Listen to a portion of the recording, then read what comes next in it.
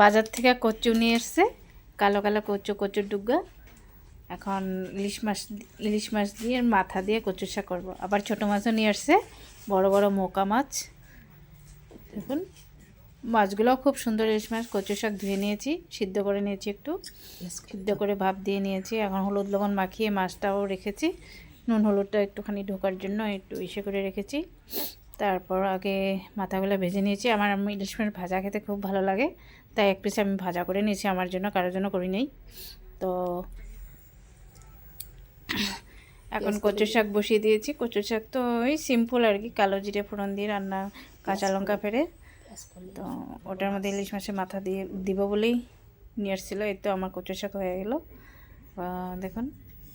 তারপর এক পত্তা হয়ে গেল, এখন ভাপা করব। ইলিশ মাছের ঝোলের থেকে ভাপাটাই খেতে স্বাদ হয়। এখন ভাপা বাটির মধ্যে বসিয়ে দিয়েছি, নামানো হয়ে গেছে। দেখুন কেমন হয়েছে, কালারটা খুব সুন্দর হয়েছে।